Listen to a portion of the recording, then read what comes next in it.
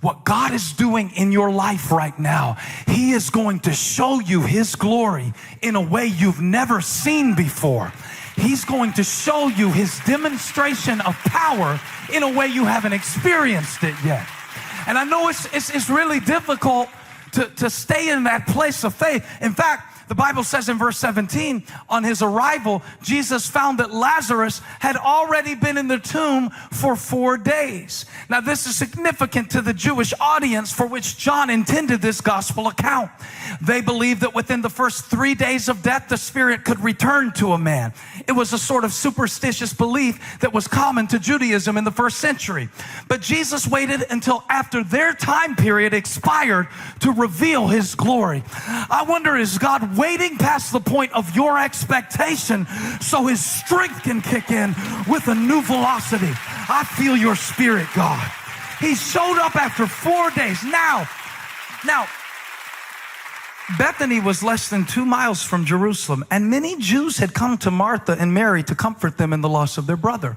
So they came to comfort Martha and Mary because that's all they could do. There's only so much people can do for you, even if they mean well. There's only so much your friends can do for you. Stop worshiping people. People can only do so much for you. Don't make them an idol. They are not your God. People can be a gift, but they cannot be your God. There's some things in my life that only Christ can do. There's some things I appreciate the help, I appreciate the prayers, I appreciate the well wishes, but I need Jesus for this job. This is a big one. I need the Master. I need the healer. I need the great I am. I need the bread of life. I need the light of heaven. I need Jesus. I need Jesus.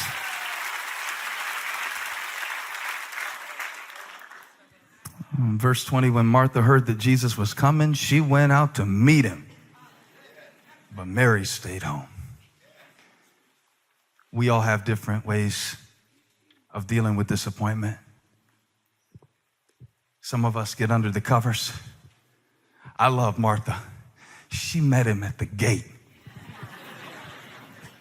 Oh, you want to show up now? Welcome to Bethany. The same Bethany you came to eat my cooking. You came when I cooked, but you didn't come when I cried. It's good to see you. Would have been really good to see you about 2 days ago. It's good to see you. I appreciate the comfort. I appreciate the peace. But why didn't you just keep it from happening so I wouldn't need the peace? The stuff you won't say. But Martha would. Oh, yes, she would. The significant thing is not even what she said. It's the fact that she showed up. She comes to Jesus at the gate. And this is funny because every other time He's been to Bethany, she let Him in the house. Not this time. I love how God will come as far as we let Him in our life.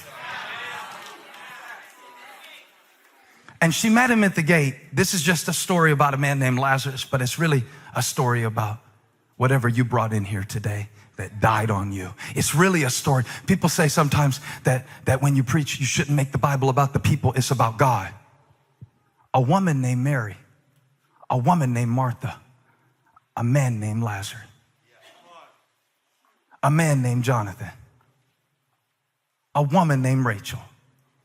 I wish I had time to do every name in the house, but some of y'all got hard to pronounce names and you'd be embarrassing me. He deals with her individually. And she says exactly what she means. Lord, you're still Lord.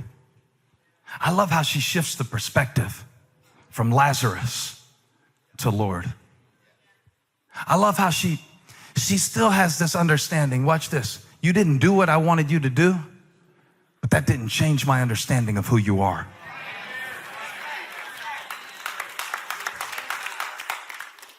I want to preach this kind of faith so when He stays 2 more days, instead of running to see about what you need Him to see about, you won't change your mind about who He is.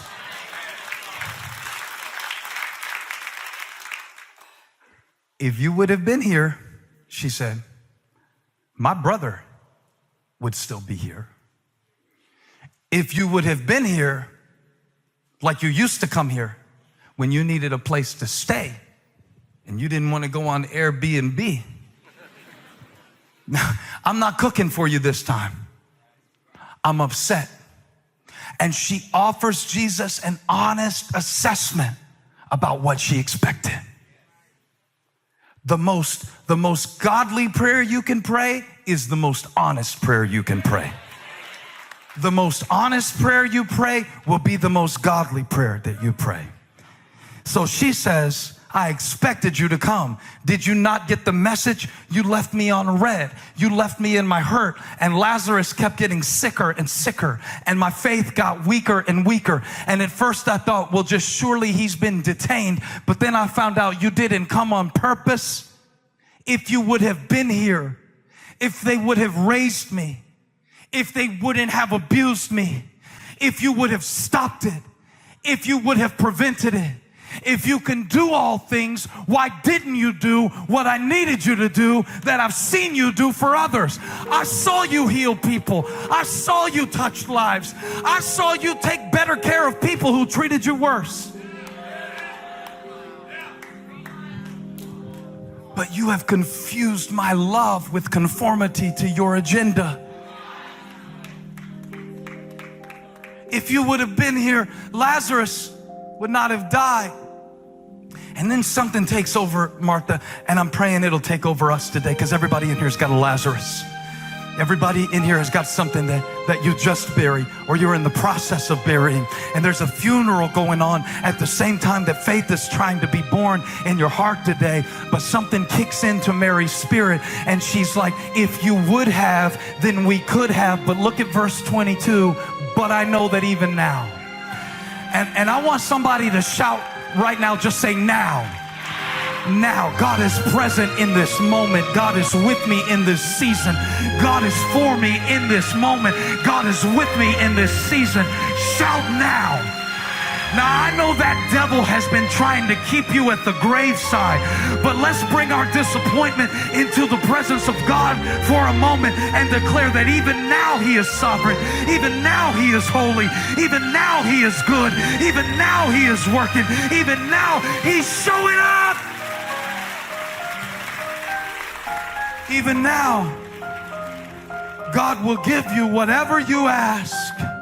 And Jesus said to her, your brother will rise again. And Martha answered, I know he will rise again in the resurrection at the last day. And Jesus said, you're missing the point. I am the resurrection and the life. You keep trying to prove my presence by what I do, but I want you to see who I am. So I didn't do what you wanted me to do, because I needed you to see who I am. I am a friend that sticketh closer.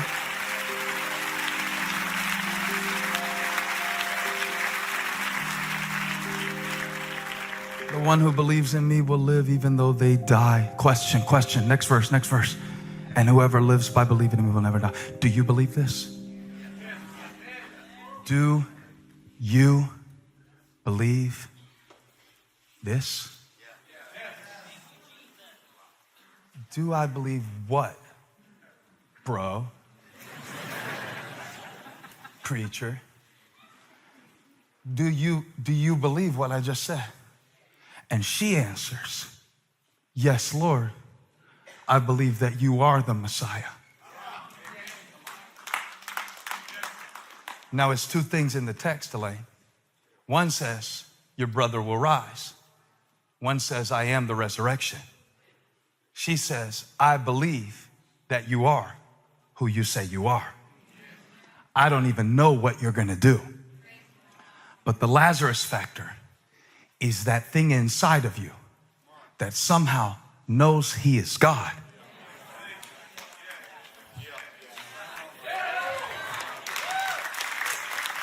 I believe that you are. It sure would have been nice if you had. But even though you didn't, you are. Even though you didn't, you are. Even though I wish, you are. Even though I hoped, you are. Even though he died, you are. Even though it happened, you are.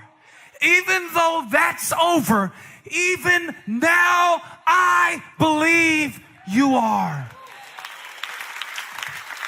And God brings us to these points to see, what will we do with our disappointment? She met him at the gate, and she confessed faith in him even in the absence of the miracle that she so desperately needed. I believe that you are the Son of God who is to come into the world. And after verse 28, she had said this. She went back and called her sister Mary aside. The teacher is here, she said, and he's asking for you. And when Mary heard this, she got up quickly and went to him. Now Jesus, I love the Bible. Jesus had not yet entered the village, but was still at the place where Martha had met him. He will stand where you need him to stand, and he will come as far as you invite him. So listen what that means. If you choose to keep God at a distance, he stood at the gate. And Mary was mad too. I love how they were both mad, but they still got a miracle. I don't know how this is going to go over, but give God an angry praise.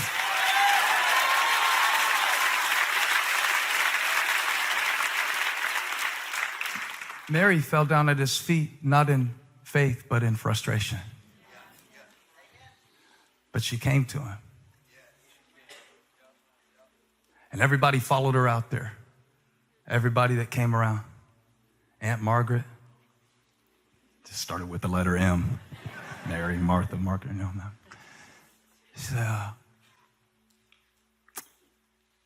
She said, verse 32.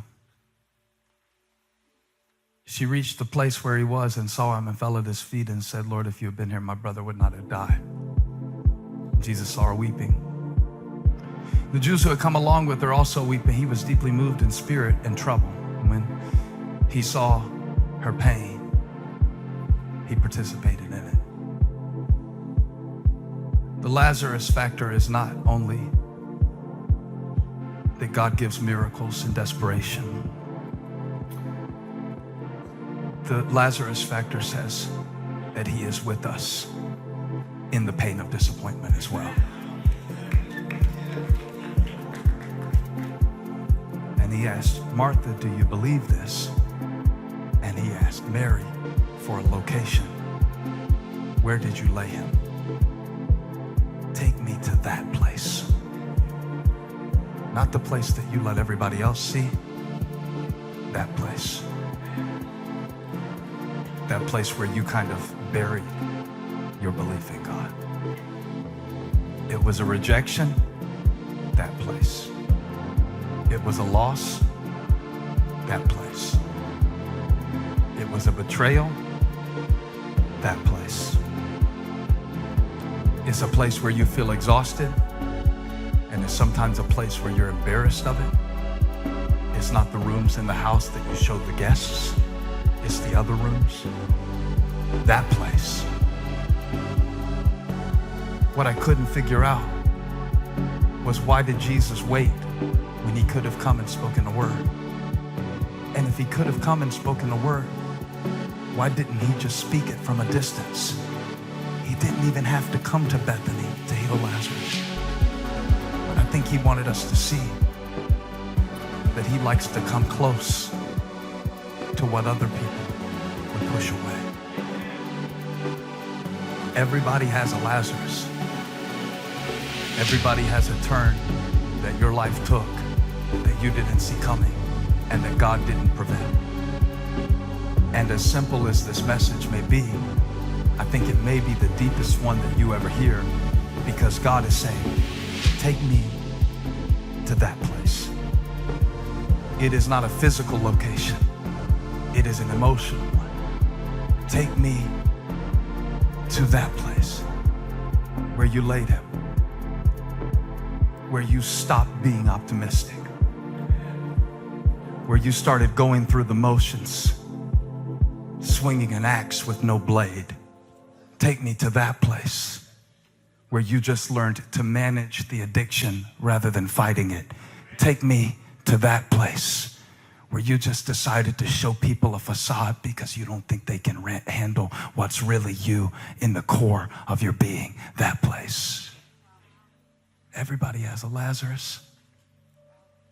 And the question is not whether or not you have a Lazarus. The question is, what are you going to do about it?